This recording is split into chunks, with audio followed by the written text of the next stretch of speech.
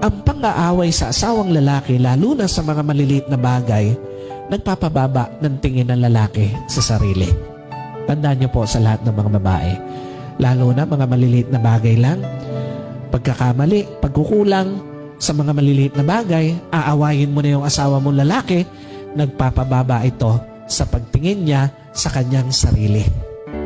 Alam niyo po, napakalungkot na may mga lalaki mas pinipili na lang lumayo, hindi dahil may iba, kung hindi umiwas na lang na laging inaaway.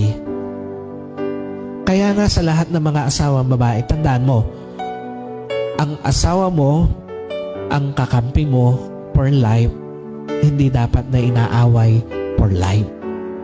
Kakampi mo siya. Dapat kayo yung magkakampi at hindi dapat siya yung lagi mong target na awayin. Yung nag-away na kayo ngayon, nagpaplano ka uli kung paano aawayin bukas. Napansin nyo, may mga ganong klaseng asawa?